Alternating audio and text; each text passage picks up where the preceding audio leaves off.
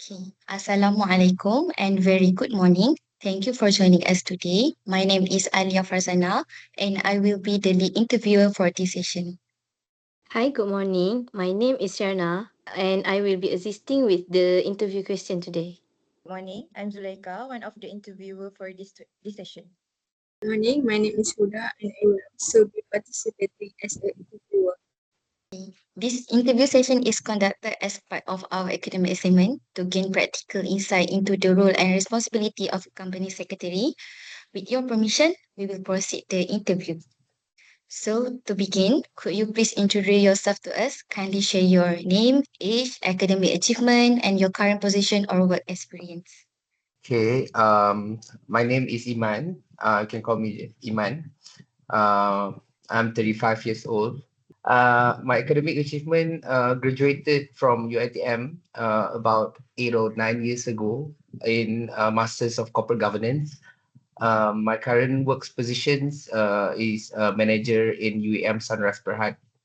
Yeah, but I have prior experience in Kazana and as well as UEM Group. Okay, thank you very much, Encik Iman, for the introduction. Thank you for your introduction. Our first question is, can you describe your main responsibilities as a company secretary? Tadi the first question is what is my main responsibility as company secretary? Before I start, I just nak tanya lah, I nak tanya any one of you, what do you really understand about company secretary? Before I deep dive, sebab tak nak lah macam tiba-tiba I cerita something yang you guys dah tahu macam bosan ni, gimana ni? What do you guys understand about company secretary?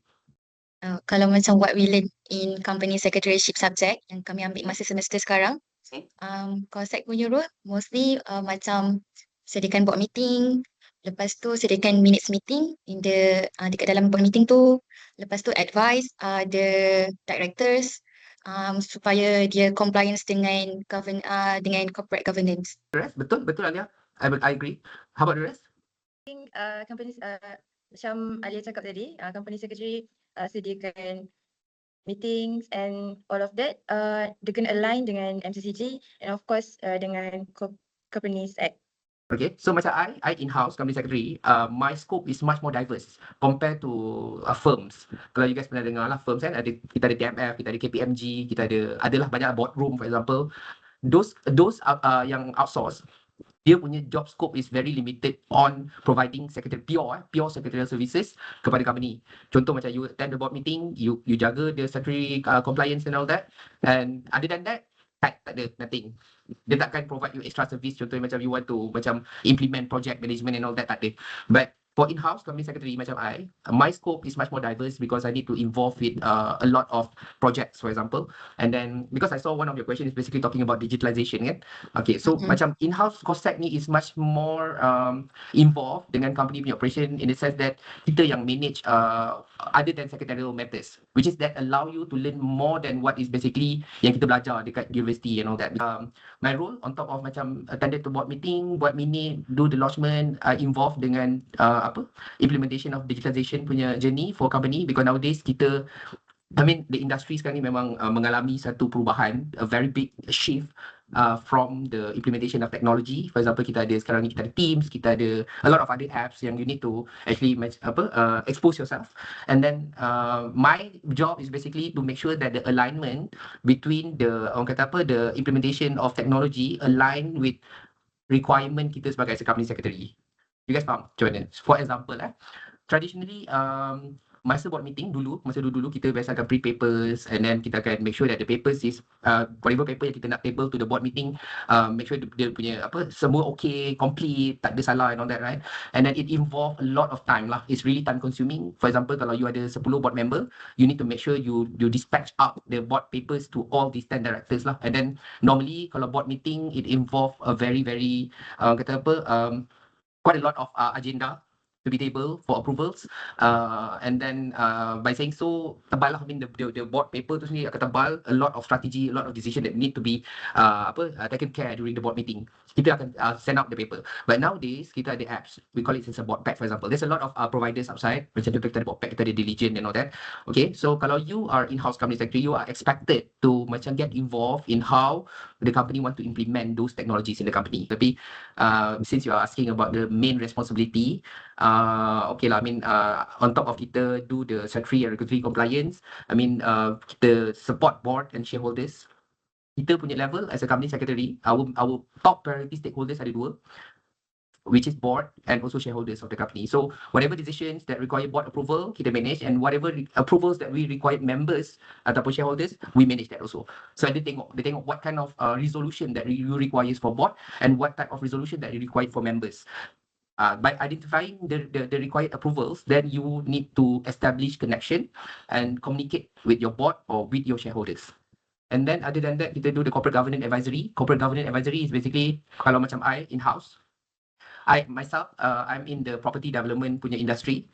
Under property development industry, there's a lot of other regulatory bodies that govern how you operate as a business. Macam I, untuk as a company secretary, kita memang okay. The three main regulatory regulations that we comply is basically Companies Act, Bursa Listing Requirement and MCCG. Tapi other than COSAC matters, other than governance matters yang we have to comply, company yang engage into certain industry, for example macam macam property development, there's other acts that actually imposed to them. I give you example, contoh macam bank, FI, dia punya act yang lain yang govern macam mana you operate the business as a bank, for example, ataupun you are insurance providers, there's an act that actually macam govern how you nak manage your business as an insurance providers. Other than that, company secretary punya role is basically liaison officer. Kita adalah the one that yang actually bridge between company dengan regulators. For example, bursa, kalau you nanti you got chance to join listed company, for example, you are the one that actually communicate. You are the spokesperson to the bursa Malaysia.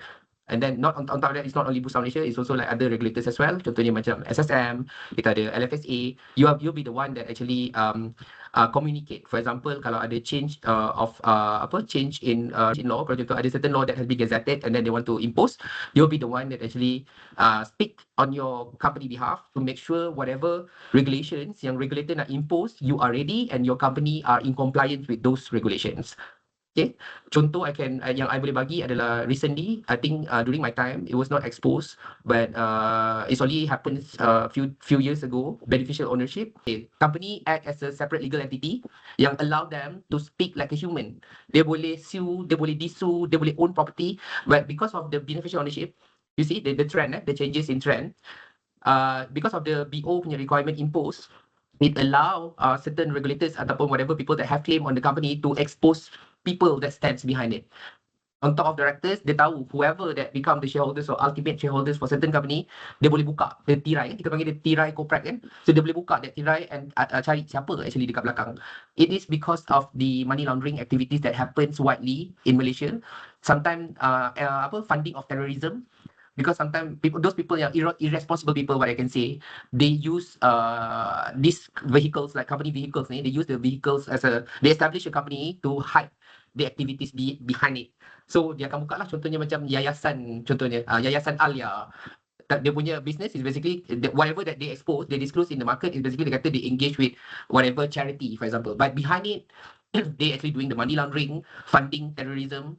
Because of that, SSM imposed the new act, which is beneficial ownership. So benda-benda macam ni yang in the future it will come true, and then you guys are expected to be ready and then to learn yourself. It's always about learning and unlearning, and then ability. And kita sebagai COSAC, our responsibility to make sure that we understand those acts. And then we need to make sure that we are the one that kita adalah implementer. Kita adalah the one that actually implement those acts to make sure the board, the shareholders, management fully understand on the regulation. They are not expected to understand the changes, but on regulation they are not expected to. They're expected, but that's not their role. Our role is basically to make sure that they understand and they are compliant. Okay, as you mentioned about the board meeting, can we know the key steps involved in preparing the board meeting? Okay, for board meeting, different company have different approach on board meeting, and nowadays kita dah a bit leisure, kita dah tak formal. That's why I think sooner or later when your time sampai, I think the process will be different. But the skeleton part, I mean the core part is ensuring the notice period. I think you guys belajar pasal notice period, how many days that you require to circulate the notice to board members and all that. But generally for all companies, it involves planning and scheduling.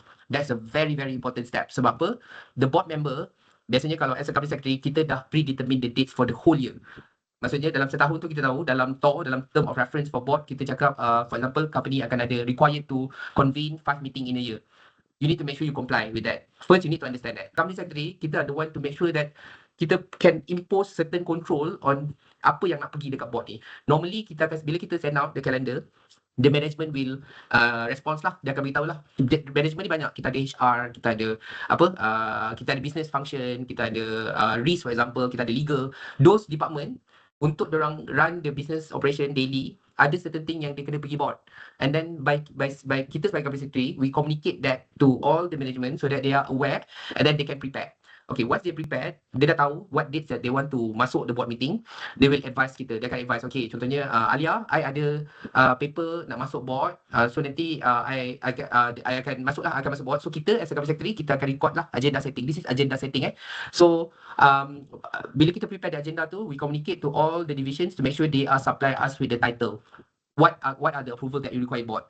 Daripada situ baru kita list down kan. Kita akan tengok balik satu-satu. Macam okay, agenda apa yang boleh pergi board. This is pre-board meeting So macam bila kita dah tengok, dah okay, then kita circulate to the chairman. Kita akan inform chairman of the board. Kita cakap, okay, Datuk Tan Sri, this is the agenda that we're going to table during the upcoming board meeting and get the consent. Biasanya akan get the consent lah. Akan cakap to get your consent whether this can be tabled in the upcoming board. Once dah dapat dah cleared all that, baru kita circulate the notice together with the agenda lah. That's a pre-board. Other than that, our job as company secretary to make sure that the team delivered the papers, whatever papers that they require to be tabled at the board, dia akan supply kat kita so that kita do the preparation in term of compiling. Compiling, macam cakap tadi, macam zaman dulu kita print the paper and then kita circulate to board member. But nowadays kita ada apps, kita pakai board pack. Macam I personally, my company pakai board pack. Then kita upload all the papers and we allow time for directors to read through the papers before meeting. Sometimes benda ni dia akan macam kata busted the deadline lah. So contohnya macam lagi sehari baru paper dapat. That's normal lah. But we as a company secretaries, we need to make sure that kita need to educate the management to make sure they supply the information for board members prior reading before board meeting. Otherwise, they don't have time to actually macam baca and then dia akan ni lah. Actually, our job also is basically to make sure that board are supplied with the sufficient information to make sure that they can make informed decision during board meeting. Okay, so macam kita akan make sure, okay, kita akan compile all the papers and then kita akan send out to board. So we allow board to baca before the meeting. And then other than that, before board meeting, kita ada logistic arrangement. Logistic arrangement ni contoh macam booking of meeting rooms, refreshments and all that lah. Masa board, during the board meeting, you are the one that actually be the governance advisor. Biasanya chairman akan tanya, contohnya dia akan cakap lah, Iman, can you confirm whether there's a quorum? We need to make sure the quorum of board, sebab kalau tak ada quorum, the decision is invalid. And then during the meeting tu biasalah, it's a normal standard meeting process. You need to make sure that everything runs smoothly, logistically. And then post meeting, you need to come up with the minutes lah.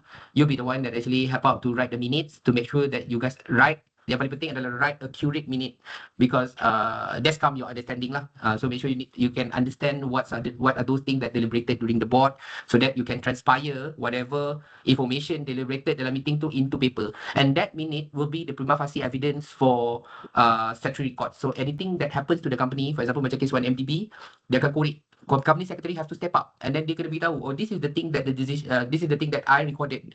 You kena betapa pentingnya minutes tu adalah the evidence that can carry weight in court.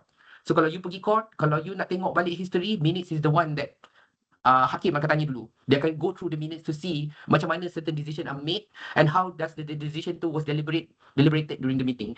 And the minute tu, okay, once kita settle the minute, at the upcoming board, the first agenda normally is a tabling and confirmation of minute. So we allow directors to read through the previous minute so that in the upcoming minute, dia akan confirm, dia akan kata macam, okay, I okay dengan I tak ada comments with the minute, then hence I approve this. So once director approve, there's no turning back. You guys have any question on the board meeting? Based on your experience kan, dekat FARZANA dengan kat Sunrise, ada ke macam apa-apa konflik yang ada dekat board meeting? Contoh macam mungkin dari segi board papers tu ke, like submission of board papers ataupun ada macam inaccuracies in documents ke, ada ke? Normal. That's pretty normal. Actually, conflicts happen. That what we call in the company secretary term is a board dynamic. board dynamic ni meaning different people have different opinion, not as because as macam kalau you guys faham, board member ni they are coming from diverse background. Some of them are very very professional in technical. Some of them dia tak power technical tapi dia power law. Some of them are numbers. Dia memang numbers. Dia tengok dia tahu dah numbers tu salah ke tak ke ini. Certain people they are greed. Kita kena faham benda tu. Some people they are greed, some people they are very observant in term of compliance. Some of them they just think that okay, let's just go with it and then we think of the regulations later. We deal with the regulation later. So all this behavior form a very complex board dynamic in the boardroom. So our role again is to make sure everybody aligned. To make sure that everybody is aligned. So whatever decision that you want to make, I be the one that to make sure that you are in compliance. Sebab kalau you nak buat macam ni, nampak macam best, tapi sebenarnya you are not compliant to the law. Hence, why I'm here to advise you that maybe you can find the alternative. Instead of you do this, why don't you just do that so that we achieve the objective? We just move on to the next question. So the next question would be, as we talk about regulatory earlier, can you describe a regulatory challenge you have encountered and how did you resolve the challenge? Okay, regulatory challenge. I try to pick those yang easy for you guys to understand lah. Sekejap, let me see. One of the challenge to as a company secretary in the regulatory environment ni is when I can say when there's a change in law. Okay, so macam law ni dia tak fix tau. I mean kalau whatever that you guys belajar sekarang dalam Companies Act, it might change. It can change immediately. Like contoh you guys finish your semester and then the next semester you ada SP2. Within that time period pun suddenly government said okay, we want to impose this. Hence all the things that you guys learn tu dah obsolete. Okay, so that's a challenge for company secretary because on top of kita punya like required duties, our BAU, our business as usual, kita kena juga monitor apa perubahan yang berlaku pada dekat SSM, at the SSM level, CCM lah. Okay, contohnya macam cakap tadi, beneficial ownership, it's a new law yang memang required a very depth in understanding and interpretation. When they implemented, kita kena korek. We need to find. Macam company, kalau you guys faham corporate structure, company dia ada subsidiary, betul tak? Yang dia punya shareholder adalah company. And then company ni, mak dia ni pun sebenarnya ada mak. And sometimes, dia punya level tu can be very, very complex. Yang you tak tahu dah siapa. Mak dia ada mak, mak dia ada mak, mak dia ada mak, mak dia ada mak. And DO, when DO impose, you need to find the end. Siapa yang last kali yang duduk ke atas tu? CEO requirement.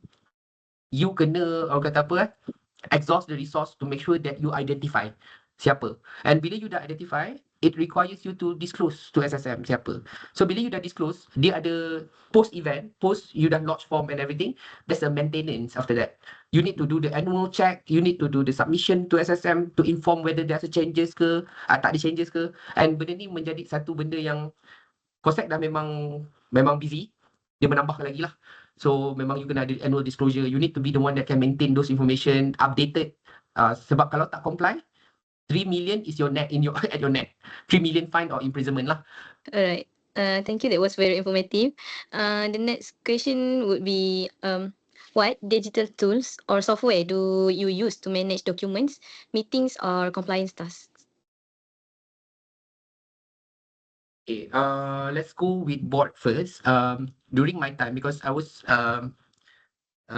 employed by different organisation, and different organisation basically own ataupun use different tools. For Khazanah, I mean during my time at Khazanah and Sunrise, we are using BoardPack.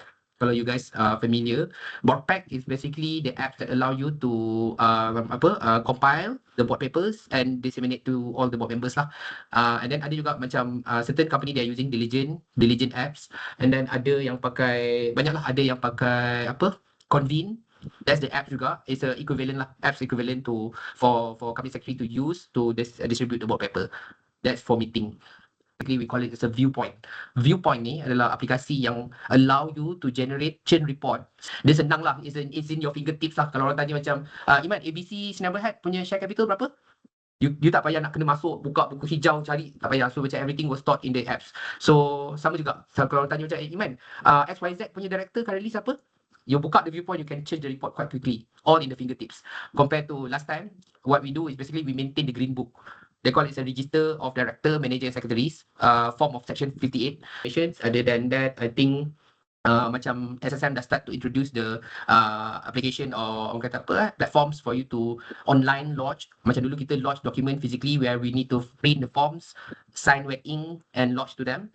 Certain documents are still required physical filing to SSM, which is you need to print, sign and lodge. And certain macam submission dah memang fully transform into online. So they allow you to submit. Contoh kita ada micro ID, kita ada FBRS, and now nanti dia ada just recently they launched BO submission, beneficial ownership submission. And then kita ada my data. SSM ada my data where you can actually grab all the publicly public information. For example, kalau you nak cari company, search company ke, you can use my data. And then apa lagi? Itulah yang paling mostly I think the most frequent apps that we use yang under SSM platform is basically my data, MBRS dengan itulah my BO lah. I think itu je lah. I mean kalau you work in the business, in the organisation, is quite a typical tools that we use macam Microsoft Office, kita ada Outlook, kita ada OneDrive and all that, and now we're using Teams. And sometimes board meeting pun kita kalau contoh we cannot conduct physically at the venue, we allow board to join the meeting via Zoom ataupun Teams. It's quite efficient. We move to the final main question. Can you share an example of a situation where you had to uphold professional accountability? So the accountability comes in many forms. For example, you punya influence toward other people. Sebab as a COSEC, kita ni memang really wanted to be a super independent from any other decisions around us, especially our stakeholders lah. Stakeholder kita ni keliling tau, start from shareholders, board member, management, authority, kita punya clients, kita punya service providers, that's all our stakeholders. Tapi the upholding accountability macam cakap tadi, when people came to you to expedite certain process and then bribe. But it all actually goes back to the upholding the integrity lah. So basically the thing that I mentioned earlier lah about bribery, and then bila contoh when kita kan macam we can act as a bridge from company to regulators kan. For example contoh macam director ni. They're appointed as a director, and then our job is basically to make sure that basically kita kena do the due diligence lah. We call it as a due diligence. Kita do the background checking and all that, and then of course the kata apa bila director nak appoint masuk dalam company, there's a recommendation coming from everywhere, right? So kalau kita macam nampak ataupun we trigger certain unusual activities ataupun something that very suspicious, malicious, you need to be the one that can highlight. The balance is quite challenging. Sometimes it's a dilemma issue, and sometimes it also happens that the company secretary kita adalah orang yang the first gate that know all the whistleblowing punya issues and all that. Okay? And then benda ni memang it happen in front of your eyes. It's just the fact that whether you want to whistleblow or not whistleblow. Okay? Benda ni nampak. Meaning the privilege of being COSEC ni, kita punya view is a bird eye. Certain division, certain department, they are so silo that they cannot see other business punya matters. Dia tak nampak. Kalau you finance, you are look at the numbers. You akan tengok numbers tu, you tak tahu benda-benda lain. You don't want to care about other things because you are memang fokus on finance. So to HR, you are focused on either recruitment, payroll or whatever lah. Meaning I don't care about other. But COSEC, differently for COSEC, kita have the privilege of being the bird that see everything. So you nampak, you memang tak ada orang kata, you tak boleh unsee anything because you dah nampak, sometimes it trigger. So macam bila you dah duduk kat atas, you nampak, oh lemak, there's something wrong with this. Should I whistleblow or shouldn't I whistleblow? Okay, thank you for the advice. Thank you very much for your time and sharing your valuable knowledge and experience with us. We truly appreciate your willingness to participate in this interview.